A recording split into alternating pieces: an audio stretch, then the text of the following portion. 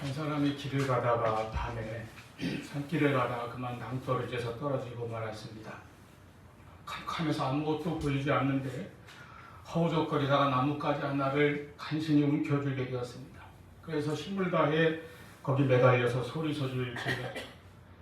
그러나 사방이 캄캄하기만 하고 아무도 없습니다.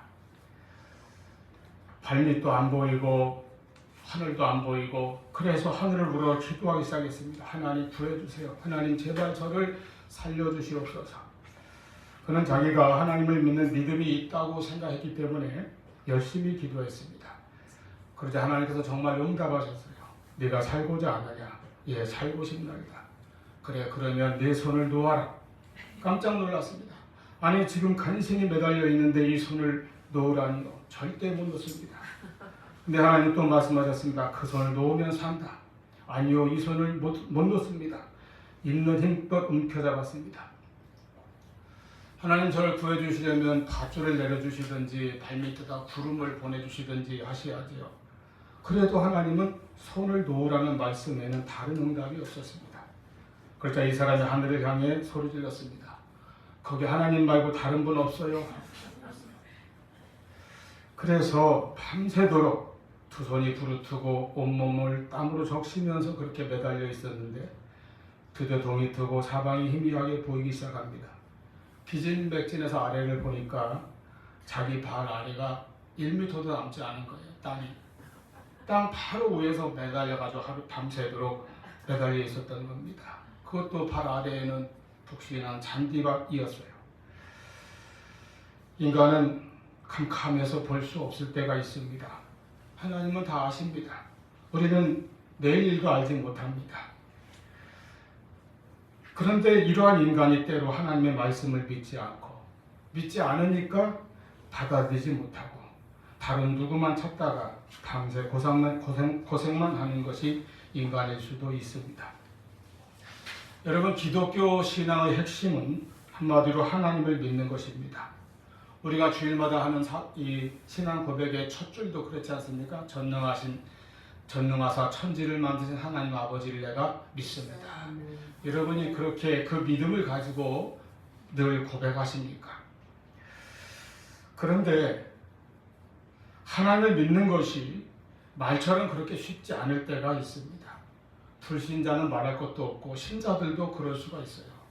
우리 인간으로서는 영이시고 전능하신 하나님을 온전히 알 수도 없고, 또 하나님의 뜻과 하나님의 생각이 우리의 뜻과 생각과 다를 때도 있습니다. 대개 인간은 자기 생각, 자기 판단대로만 살아갑니다. 이렇게 자기 생각과 자기 판단이나 고집 주장대로 살아가는 사람이 있고, 또 믿음으로 그리고 순종으로 사는 사람이 있습니다. 하나님께서는 지금도 믿음의 사람을 찾고 계시고 믿음의 사람에게 약속하신 복을 주시며 믿음의 사람에게 역사하십니다. 우리의 믿음은 하나님께 인정을 받을 수 있는 믿음이 되고 있는지 돌아보며 생각하시기를 바랍니다. 오늘 본문 6절에 아브라함이 여호와를 믿으니 여호와께서 이를 그의 의로 여기시고 말씀하고 있습니다. 이제 아직 아브라함이 본래 이름이 아브라함이죠. 아브라함으로 바뀌기 전이기 때문에 아브라함으로 나옵니다만은 이 아브라함의 믿음을 하나님께서 인정하셨다는 것이에요. 이를 그의 의로 여기셨다고 했습니다. 하나님 앞에 바른 믿음의 태도로 하나님께서 인정하신 것입니다. 다시 말해서 아브라함은 오직 믿음으로 하나님의 인정을 받게 되었습니다. 이 믿음, 인정받은 믿음이 얼마나 귀한지 모릅니다. 여러분, 우리는 무엇으로 하나님께 나아가며 무엇으로 우리가 하나님께 인정을 받습니까? 나의 행위입니까? 지식입니까? 성공입니까? 어떤 지위입니까?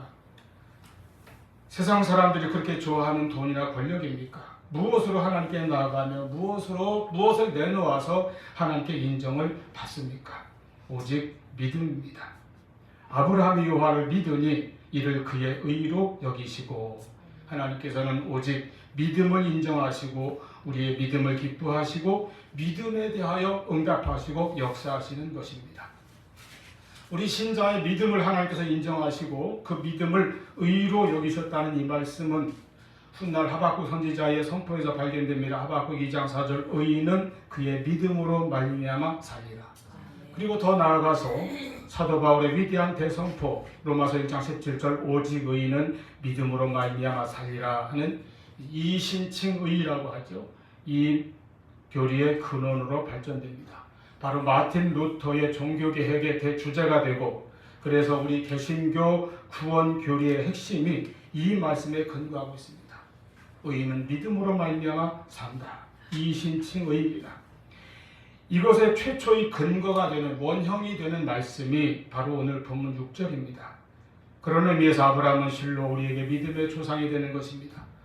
아브라함이 하나님을 믿었다는 것입니다. 하나님의 말씀을 믿었고 하나님의 약속을 믿었다는 것입니다. 이 믿음을 하나님께서 인정하시고 의로 여기셨다고 그랬어요. 그런데 이 귀한 믿음이 처음부터 아브라함에게 있었던 것은 아닙니다. 뜻밖에도 아브라함의 이 믿음은 그의 연약함 또는 그의 두려움에서부터 시작이 되었습니다. 먼저 1절을 보면 이후에 여호와의 말씀이 아브라함에게 임하였다고 시작합니다. 이후에, 이 일 후에 이렇게 시작되죠. 여기서 이 일이 무엇인가 하면 앞에 창세기 14장에 기록되어 있는 사건인데 좀 이야기가 길어요. 소돔성에 일어난 전쟁과 관련이 있습니다. 그 소돔 땅에 아브라함의 조카 롯이 살고 있었기 때문에 아브라함까지 그 전쟁에 휘말리게 되었습니다. 롯이 왜 소돔에 살게 되었는지는 전에 말씀드린 적이 있습니다. 13장으로 거슬러 올라가면 그때는 아브라함과 롯이 함께 살았습니다.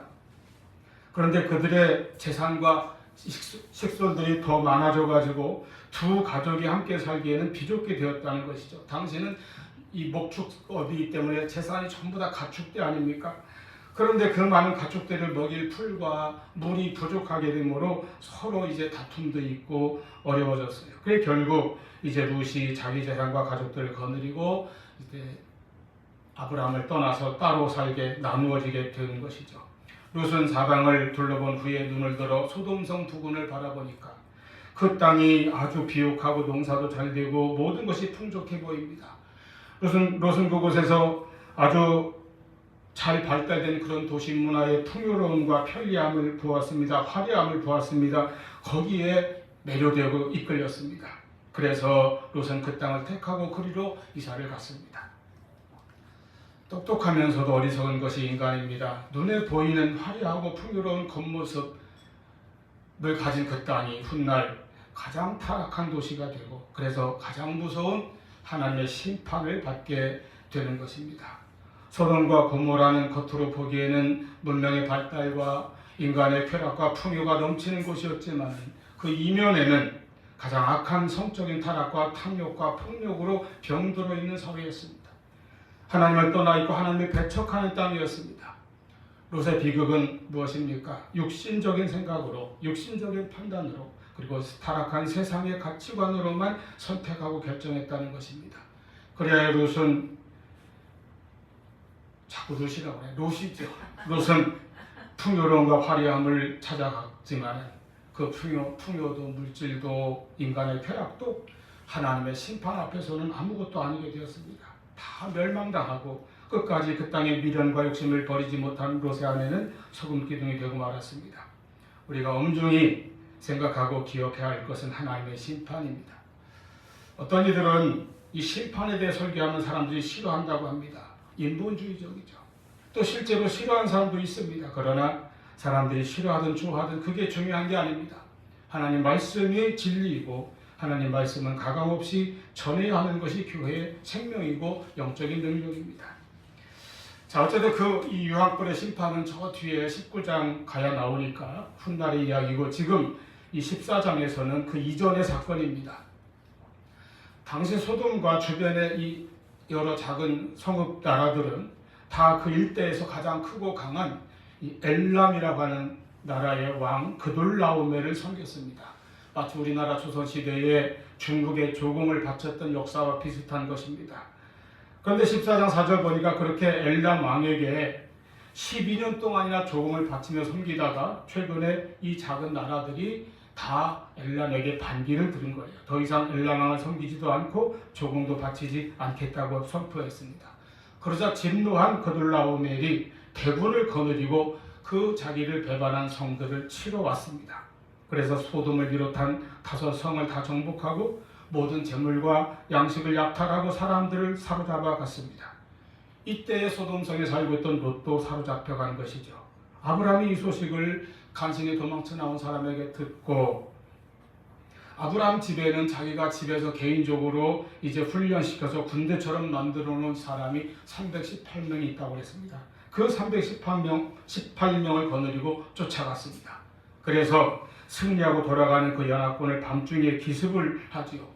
그래서 무사히 조카 롯과 다른 사람들 또 빼앗겼던 재물까지 찾아서 돌아옵니다. 그리고 자기 집으로 이제 어쨌든 돌아왔어요. 그리고 나서 이어지는 말씀이 오늘 본문 1절인데 하나님께서 아브라함에게 말씀하십니다. 아브라함아 두려워하지 말라. 이 말씀을 보면 아브라함이 지금 두려움에 빠졌다는 것을 알 수 있습니다. 그렇게 믿음이 좋은 아브라함도 지금 두려움에 사로잡혀 있다는 것이죠. 무슨 두려움이 임했겠습니까? 우리가 생각해보면 그럴 수밖에 없는 것이 승리의 도취에서 그냥 막 안일하게 돌아가는 그 적군을 밤중에 몰래 갑자기 기습해서 포로들을 구출해 온 것까지는 성공을 했습니다. 그러나 다시 생각해보면 그들이 이제 다시 전열을 정비하고 만약에 다시 되돌아와서 공격해 온다면 아브라함이 어떻게 감당하겠습니까? 더군다나 상대방 그돌라오멜 왕은 아주 잔인하고 자만심이 가득한 인물로 보입니다. 자기에게 조공을 바치는 것을 중단했다고 해서 대군을 이끌고 쳐들어오는 사람입니다. 그리고 재물이고 사람이고 무자비하게 약탈하고 끌고 가는 사람입니다. 권력을 탐하고 잔인한 그러한 성격을 가진 사람으로 보입니다. 그런 왕이 자존심도 상할 것이고 빼앗긴 포로나 재물도 되찾기 위해서라도 당장 쫓아올 것만 같은 것입니다. 아브라함은 두려울 수밖에 없었습니다. 그러한 두려움에 사로잡혀 있을 때에 하나님께서 환상 가운데 그를 찾아오셨습니다. 자, 이렇게 믿음의 사람 아브라함도 두려움으로 시작했습니다. 두려워하고 있을 때에 하나님께서 찾아오셨고 그 두려움을 맡아주셨던 것입니다. 아브라함이 나중에 결국 어떻게 하나님께서 인정하시는 하나님께 의롭다함을 받는 믿음의 사람으로 되어갔습니까?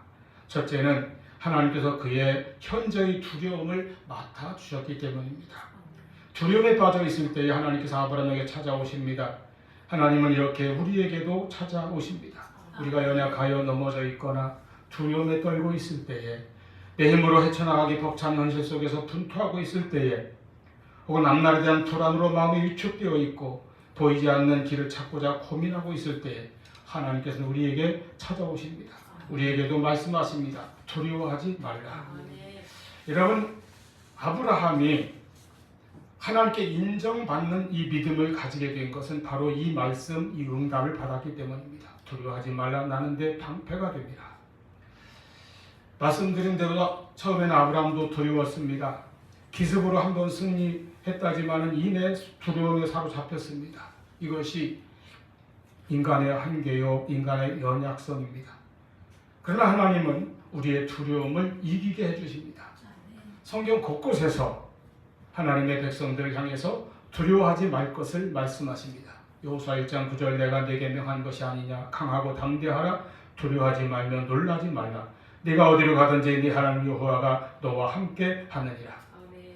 나라를 잃고 낙심 중에 있는 백성들에게 이사야 선지자를 통해서 말씀하셨습니다. 이사야 41장 10절 두려워하지 말라 내가 너와 함께 함이라 놀라지 말라 나는 네 하나님이 되니라 내가 너를 굳세게 하리라 참으로 너를 도와주리라 참으로 나의 의로운 오른손으로 너를 붙들리라. 히브리서 13장 5절 그가 친히 말씀하시기를 내가 결코 너를 버리지 아니하고 너희를 떠나지 아니하리라 하셨느니라. 여러분, 믿음의 사람은 이와 같은 말씀들을 붙들고 이 믿음을 가져야 할 것입니다. 이 믿음으로 나의 두려움을 이겨야 합니다. 하나님께서 우리의 방패가 되어주십니다. 두려워하지 말라 나는 너의 방패가 됩니다. 여러분, 방패가 무엇입니까? 방패는 막아주는 것이죠. 전쟁터에서 적들의 공격에서 나를 지켜주는 무기입니다. 나를 보호해줍니다. 어떤 때 세상의 방패는 완전하지도 못하고 그렇게 안전하지를 못합니다. 골리앗이 거인이죠. 손에는 자기 창을 들고 그리고 방패든 병사 하나가 그 앞에 서서 함께 나왔다고 했습니다. 그러나 그의 부하가 된 그 방패는 다윗의 물맷돌을 막아주지를 못했습니다. 그러므로 우리는 세상의 그 어떤 것을 방패 삼아 의지하며 살아서는 안 될 것입니다. 누가복음 12장 13절 이하에 보면은 이 세상에서 물질을 방패 삼아서 살고자 했던 사람을 주님께서는 어리석은 부자라고 말씀하셨습니다. 사도행전 12장 23절에 보면은 권력을 방패 삼아 하나님의 영광을 가로채는 헤롯같이 교만한 자는 벌레에게 죽임을 당했다고 했습니다. 여러분, 세상의 방패는 다 그렇습니다. 가장 안전한 방패는 누구입니까? 여호와 하나님이 친히 우리의 방패가 되어 주셔야 합니다. 때로 악한 대적들이 우리를 공격할 때에 하나님이 우리의 방패가 되어 주십니다. 이와 같이 하나님이 나의 방패가 되신다는 것을, 이 신앙을 가장 실감나게 그리고 여러 번 이렇게 표현한 신앙인은 다윗입니다. 왜냐하면 그는 골리앗과 싸운 것을 시작으로 해서 평생을 군인으로 전쟁터에서, 그리고 때로는 쫓기는 자가 되어 생명의 위협을 늘 받아가면서 언제 적의 화살이나 창이나 칼이 또 죽음의 공격이 바짝 다가올지 모르는 그런 고비를 수없이 넘기며 살았기 때문에 그런 위협과 또 공격으로부터 나를 보호해줄 방패가 얼마나 중요한지를 마음 깊이 깨달았기 때문입니다. 그리고 그때마다 고백하기를, 나는 약하나 나에게는 다른 무기가 없으나 오직 하나님이 나의 방패가 되시고 나의 보호자가 되신다는 그 믿음을 고백하고 우리에게 보여주고 있습니다. 다윗은 우리 인생의 싸움에서 바로 하나님이 우리의 방패가 되심을 마음 깊이 깨닫고 고백하였습니다. 시편에 보면 하나님을 방패, 산성, 반석 전부 다를 지켜주는 것, 요새, 이렇게 하나님을 나타내는 말씀이 얼마나 많은지 모릅니다. 시편 3편 3절, 여호와여 주는 나의 방패시요 나의 영광이시요 나의 머리를 드시는 자신이이다.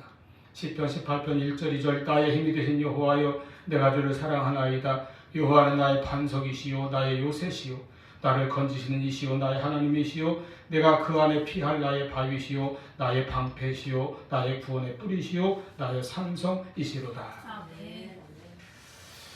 여러분, 구약시대 이스라엘 대적들 가운데 아람이라는 나라가 있었습니다. 이 아람의 왕이 이스라엘을 자주 침공했어요.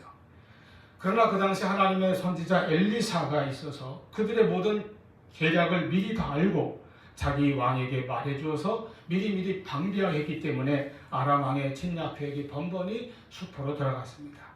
나중에 이것을 알고 아람의 왕이 그 엘리사를 먼저 잡아 없애야 되겠다고 군대를 도단성으로 보냈습니다. 밤중에 아람 군대가 엘리사가 거하고 있던 도단성을 포위했습니다. 아침에 사환이 창문을 열고 보니까 그 성 전체를 아람 군대가 빽빽히 둘러싸고 있고 그들의 창칼이 햇빛에 번쩍이는 광경을 보고 얼마나 두려움에 사로잡혔는지 모릅니다. 자기 선지자를 깨우면서 부르짖습니다. 주여, 우리가 죽게 되었나이다. 어찌하오리까? 엘리사는 그때 말하기를, 걱정하지 마라. 우리를 지키신 하나님의 군대가 저들보다 더 강하니라. 더 크고 많으니라. 그래서 기도하여 그의 눈을 밝게 하시니 하늘의 군대가 엘리사가 거하는 도단성을 둘러 지키는 것을 볼 수 있게 되었습니다. 하나님이 방패가 되어주신 것입니다. 여러분, 하나님 우리의 방패가 되십니다. 전능하신 하나님을 능력의 방패로 삼고 어떠한 환난이나 역경 속에서도 이기고 승리하시기를 바랍니다.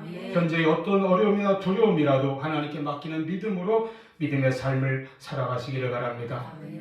두 번째로, 하나님께서는 아브라함의 미래에 대한 불안과 걱정도 극복하는 믿음을 가지게 하셨습니다.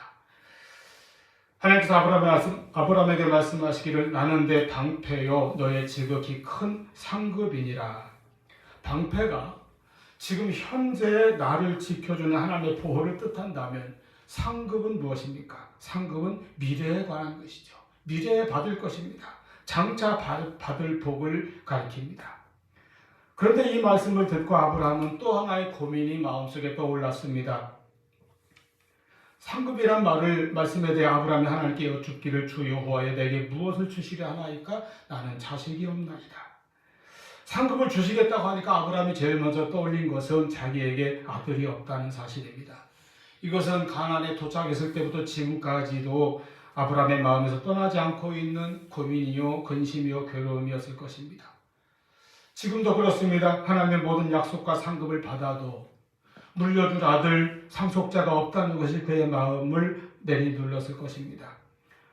이것은 미래에 대한 것입니다. 내가 앞날에 아무것도 물려줄 아들이 없다는 것이죠. 그래서 하나님께 말씀드리기를 혹시 다메섹 사람 엘리에셀이라도 나의 상속자로 삼으면 되지 않겠습니까? 아마 아브라함이 갈대아 우르에서 하란을 거쳐서 가나안까지 오는 동안에 그 중간 경로에 있는 다메섹을 거쳐올 때에 그 지역에서 한 총명한 소년을 하나 이렇게 만나서 자기 집에 받아들인 것 같습니다. 그래서 그 아이가 똑똑하니까 그 아이를 상속자로 양자로 삼으면 어떻겠는가 하는 생각을 했던 것 같아요. 그런데 4절 하나님께서 말씀하시기를 반드시 네 몸에서 난 자를 내가 상속자로 주겠다고 하지 않았느냐. 하나님이 약속하신 그 아들을 장래에 줄 것이고 그 아들을 통하여 이 복이 상속되게 하겠다 말씀하십니다.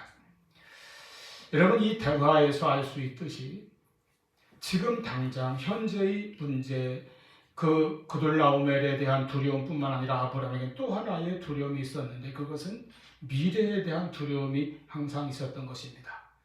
하나님의 약속을 받았지만 아직도 아들을 낳지 못하고 나이는 들어가는데 미래를 생각하면, 앞날을 생각하면 막막한 것입니다. 그것이 늘 불안이 되었어요. 이처럼 미래에 대한 불안은 누구에게나 있습니다. 사람은 누구나 자기 장래, 자기 앞날에 대해서 막연한 두려움과 불안감이 있게 마련입니다. 우리는 내일 일을 알지 못하는 존재이기 때문입니다. 그러나 하나님께서는 우리 앞길을 인도하십니다. 우리를 가장 잘 아시는 하나님께서 우리를 예비하시고 인도하실 것입니다. 그 하나님을 온전히 믿고 신뢰하고 맡기고 순종하며 나갈 때에 우리는 두려움과 불안을 이기고 믿음으로 승리하는 하나님의 백성이 될 것입니다. 여러분, 하나님께 맡기십시오. 시편 37편 5절 내 길을 여호와께 맡기라. 그를 의지하면 그가 이루시고 말씀합니다. 잠언 3장 6절 너는 범사의 그를 인정하라. 그리하면 그가 내 길을 지도하시리라. 여러분, 나의 앞날이 걱정될 때에 하나님을 의지하시기 바랍니다. 불안해하지 말고 방황하지 말고 믿음으로 하나님을 바라보며 하나님께 맡기며 나아가시기를 바랍니다. 우리의 미래와 막연하게 자꾸 내 마음을 짓누르는 불안도 하나님만을 의지하며 하나님께 맡기고 담대하게 나아가시기를 바랍니다. 오직 믿음으로 미래를 향해서 나아가는 우리 모두가 될 수 있기를 축원합니다. 세 번째입니다. 하나님께서는 택한 백성을 위하여 하나님의 일과 하나님의 계획을 성취해 나가실 때에 하나님의 때와 하나님께서 정하신 시간에 그리고 하나님의 방법으로 역사하실 것을 믿어야 합니다. 자, 아브라함이 지금 마음이 불안하고 초조합니다. 왜 그렇습니까? 많은 후손을 주시겠다고 하신 그 약속이 아직까지도 이루어지지 않는 거예요. 그 응답이 눈에 보이지 않는 것입니다. 초조합니다. 걱정이 됩니다. 불안이 점점 커집니다. 그래서 결국 자기 나름대로 해결책을 찾아보지 않았습니까? 아까 엘리에셀을 양자로 드린다든지 이런 것이죠. 자기 방법만을 한번 찾아보았습니다. 그러나 하나님께서 허락하지 아니하시고 말씀하셨어요. 내 몸에서 날 자가 내 상속자가 되리라. 이것이 하나님의 방법인데 그 때가 아직 이르지 않은 것입니다. 하나님께서 정하신 대로 하나님께서 정하신 때에 하나님께서는 아들을 주실 것이고 그 아들을 통하여 아브라함에게 주신 모든 약속을 이루어 나가실 것이 바로 하나님의 섭리요 하나님의 계획입니다. 여러분, 아브라함은 사실 하나님의 약속의 말씀을 처음 듣고 75세 때 들었죠. 그리고 그 약속 가운데 후손의 약속이 이루어질 때까지는 25년이나 기다렸습니다. 오래 기다렸습니다. 그런데 그 약속이 현실로 이루어질 기미가 보이지 않자 그것이 고민이 되고 불안이 되고 그것이 자기 마음을 짓눌러서 그만 인간적인 방법도 모색해 본 적이 있습니다. 믿음의 사람이 이렇게 약해질 때는 기도의 응답이 더디게 올 때 또는 기도의 응답이 보이지 않을 때일 수 있습니다. 그러나 하나님은 하나님의 때에 일하십니다. 하나님의 방법으로 역사하십니다. 때로 하나님의 응답이 더디고 약속이 이루어지지 않는 것 같이 보일지라도 하나님의 일이 중단된 것은 아닙니다. 하나님께서 포기하신 것도 아닙니다. 하나님의 일은 하나님께서 정하신 시간표에 반드시 이루어 나가실 것입니다. 그러므로 우리의 믿음은 기다리는 믿음이 되어야 합니다. 믿음으로 인내하여야 합니다. 더디어도 오래 걸려도 보이지 않아도 하나님의 때를 기다리시기를 바랍니다. 범사에 하나님의 때와 시간이 있습니다. 자연도 우리에게 그것을 일깨워 줍니다. 우리나라는 사철 계절이 뚜렷하고 변화가 있어서 다 각 계절마다 아름다움이 있죠. 봄은 어떻습니까? 새 출발, 어떤 새로운 희망, 이런 느낌을 많이 줍니다. 화서역 가는 길에 그 서호천 변을 따라서 나무가 쭉 줄지어 서 있어요. 그 옆으로 여기산자락 숲이 또 시작됩니다. 지난 주간에 그 길을 제가 지나가게 되는데 문득 보니까 이제 나무가지마다 다 눈을 틔우고 새잎이 막 돋아나기 시작했어요. 가지마다 연두빛 작은 이파리들이 가득 돋아나는 것을 보노라니 정말로 새로운 희망이 생기는 느낌을 받게 되었습니다. 겨우내 제가 그 길 여러 번 다니거든요. 겨우내 말라 비틀어진 나무였고 잎사귀 하나 없었고 항상했던 가지들이었는데 때가 되니까 그 죽은 것 같았던 나무의 이파리들이 푸릇하니 이렇게 올라오고 있는 것입니다. 이처럼 계절의 변화에 자연의 때가 있는 것처럼 하나님의 시간표에도 때가 있습니다. 하나님께서 하시는 역사에도 하나님의 때와 시간이 있습니다. 어떨 때는 나의 인생이 앙상하고 이파리가 없고 아무것도 없고 차갑고 외로운 겨울같이 생각될 때가 있습니다. 하나님께서 응답하시고 하나님께서 역사하시는 일이 도무지 눈앞에 보이지 않을 때도 있습니다. 그러나 여러분 하나님 앞에서 믿음으로 기다리십시오. 겨울이 깊어도 때가 되면 봄이 올 것입니다. 봄만 옵니까? 지금 작은 그 연두빛 잎들이 곧 무성한 녹음이 되고 숲이 울창해질 것입니다. 때가 되면 울창한 날이 옵니다. 숲이 무성해지는 날이 옵니다.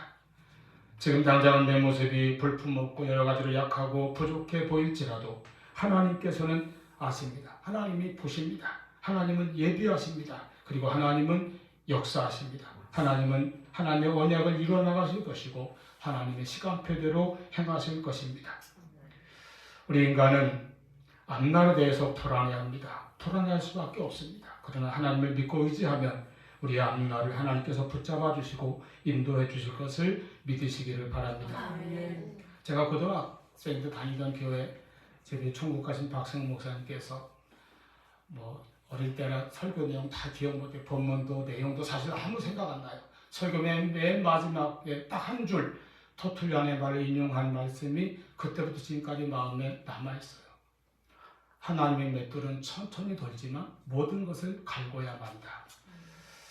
제가 나중에 신학교에 가서 이제 교회사를 배우고 교부학을 공부하다 보니까 이 터툴리안의 이 말은 하나님의 심판에 대해서 설명하는 것 가운데 한 말씀이지만은 결국 하나님께서 하시는 모든 일에도 같은 원리로 적용된다고 볼 수 있습니다.